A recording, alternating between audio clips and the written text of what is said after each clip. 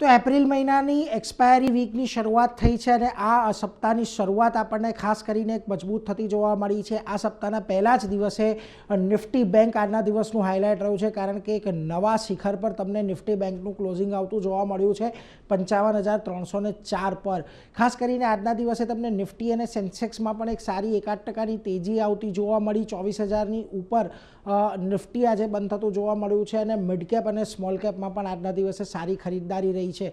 હવે જો આજે તમને નિફ્ટી બેંકની અંદર જે તેજી આવતી જોવા મળી, એમાં જે એક બહુ મોટું યોગદાન છે ખાસ કરીને પીએસયુ બેંકોનું રહેતું જોવા મળ્યું। લગભગ 2.5% ઉછાળો નિફ્ટી પીએસયુ બેંકની અંદર આવ્યો। આ ઉપરાંત તમને એનર્જી, આઈટી અને રિયલ્ટી સ્ટોક્સમાં પણ એક સારી એવી તેજી ખાસ કરીને જોવા મળી છે। એકમાત્ર એફએમસીજી સેક્ટર એવું હતું કે જે આજે દબાણની અંદર આપણને બંધ થતું જોવા મળ્યું છે, પરંતુ તમે જો નિફ્ટીના વધનારા શેર્સ પર આવશો તો આજે ટેક મહિન્દ્રાનું કાઉન્ટર હતું કે જ્યાં આગળ તમને લગભગ 5%ની તેજી આવતી જોવા મળી।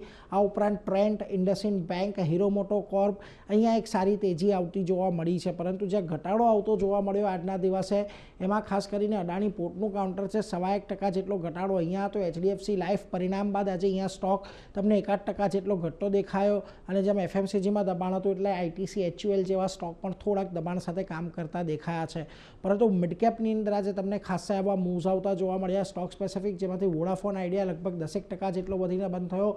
સુઝલોનમાં એક સારી એવી તેજી, આજે સેક્ટોરિયલ ન્યૂઝ સારા આવ્યા હતા એને લીધે તેજી જોવા મળી। ટાટા એલેક્સી પરિણામ ઓવરઓલ નબળા હતા, પરંતુ પરિણામની અંદર એક ઇમ્પ્રુવમેન્ટની આશા દેખાઈ, એને લઈને ખાસ કરીને આજે સારી તેજી આવી અને આજે સ્મોલ પ્રાઇવેટ બેન્કો હતી એયુ સ્મોલ ફાઇનાન્સ જેવી, એની અંદર પણ એક સારી ખરીદદારી હતી, પરંતુ જે ઘટાડો તમને ખાસ કરીને આવતો જોવા મળ્યો એમાં જુઓ એક તો મેરિકો, કોલગેટ, એફએમસીજી કાઉન્ટરમાં ઘટાડો આવ્યા, ઉપરાંત મેક્સ હેલ્થ અને એનટીપીસી ગ્રીન જેવા કાઉન્ટર થોડા દબાણ સાથે બંધ થયા છે। હવે ખાસ મહત્વનું છે આવતીકાલના દિવસ માટે 24,050ની ઉપર જો નિફ્ટીનું ક્લોઝિંગ આવે છે તો ત્યાંથી કન્ફર્મ થઈ જશે કે બજારમાં એક નવી તેજીની શરૂઆત થાય છે, અને જો નથી આવતું તો પછી કદાચ આપણને થોડું ઘણું કન્સોલિડેશન આવતું જોવા મળી શકે છે।